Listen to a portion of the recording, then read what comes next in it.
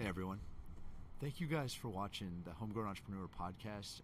This really is a passion project for me, so it really means a lot when I see all the support from my friends and family, who I've been bothering about quite a bit recently. So I do want to let you guys know that if you guys have any aspirations to a podcast, it is a very fulfilling thing to have done for the first time.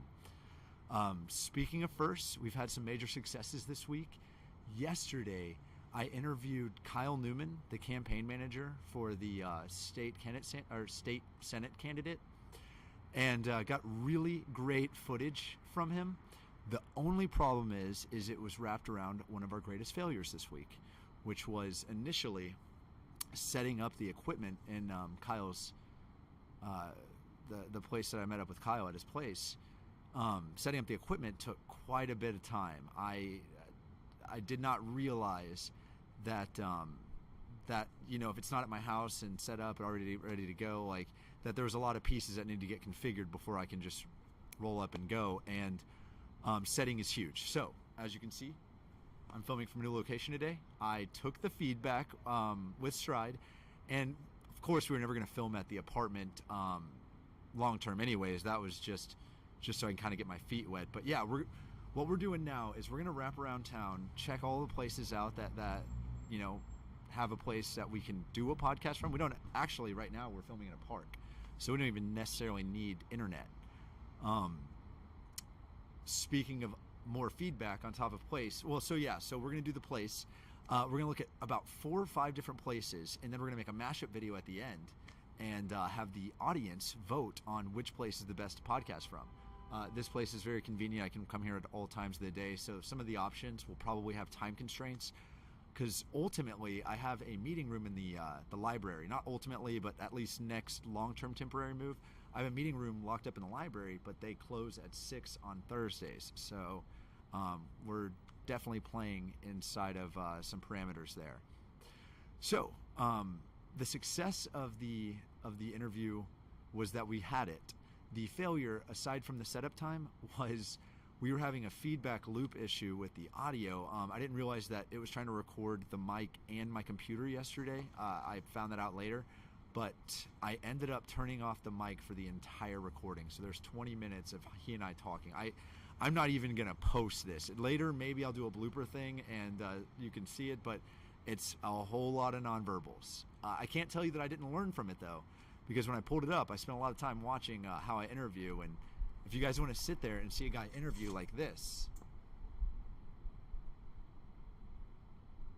then yeah, you'll get a kick out of the interview with Kyle and I without audio. I'm looking very much forward to this weekend. This weekend, my good friend Mitchell Promedy, who him and his father do real estate investment in Dallas, one of the largest, cities for real estate in the United States. And so I'm really excited to see what he has to say, and I hope you guys are too. In terms of what our focus is right now, from everything we've been learning over the last few months, few weeks, about a month, is that we really need to have a honed in approach on what we're trying to better our skills at. And so doing all these different softwares and programs, right now I'm using OBS for filming and video capture. I think I'm going to change over to Adobe Audition after I learn some of it over this weekend. But after that, we really need to focus on quality of content. We've realized that it's coming out grainy, or it looks like it's very much amateur. That's our major focus, is kind of upgrading the quality of what we're doing. So I went out and got a Logitech webcam, and I still use the Blue Yeti, if that's what this is here. And it's considered pretty quality for the podcast. I think the Logitech was about $40 from Walmart.